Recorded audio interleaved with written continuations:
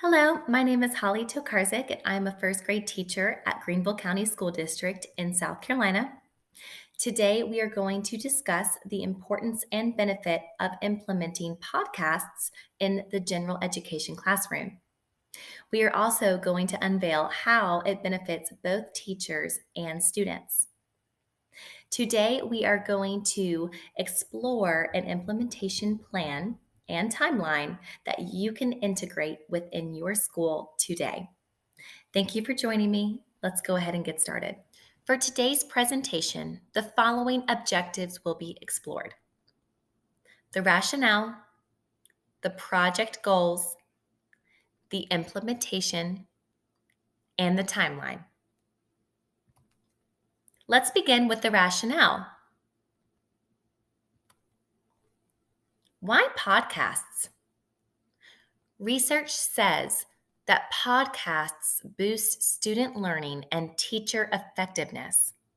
They increase rigor for existing curriculum and meet the needs of the modern student. Podcasts provide opportunity to learn through innovative technology, and they reach a wide audience and offer accessibility for learning from home.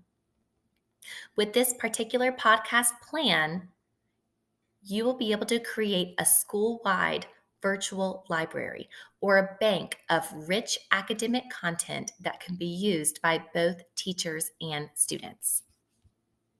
Podcasts can be used in the classroom. They can be used at home. They can be used while they're on a walk. And with the research proving that students are able to engage and listen for longer lengths of time and have strong takeaways is powerful into this process.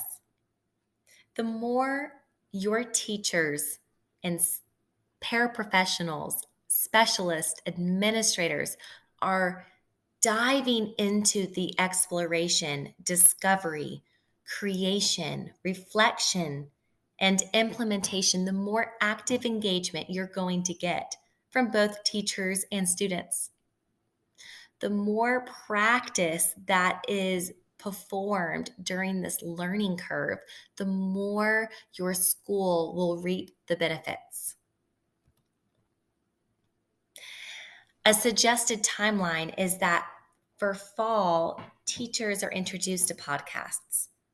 They are taught the purpose, the why, the how, and the where to find pre-existing podcasts.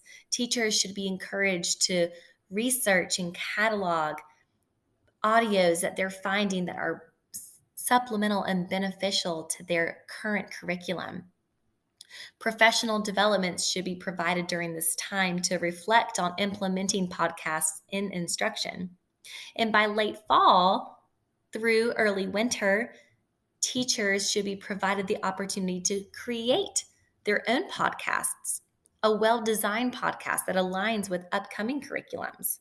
And they should be encouraged to upload their created podcasts to a virtual school-wide library. By doing this, teachers can listen to their colleagues' podcasts and reflect on their content and design. And through reflection and collaboration, teachers should be continuing to build their virtual podcast library. By early spring, professional developments should be provided, teaching educators on how to teach students to design their own. Hands-on learning projects should be provided for students in their curriculum. More peer reflection should be on the calendar. And by the end of the school year, teachers should feel a bit more confident on how to utilize podcasts as a supplemental resource or as a hands-on learning project for students. And the more practice that is performed, the more the virtual library will continue to grow. I'd like to thank you for joining me on tonight's discussion on how to implement podcasts within your school. Remember, this is an introduction to podcasts, and this is something that is going to build upon year after year and have a strong, beneficial impact on both your teachers and your students.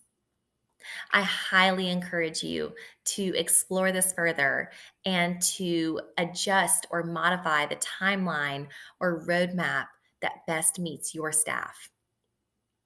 But what I can guarantee is that the implementation of podcasts as a supplement to instruction is going to be a wonderful attribute to your school.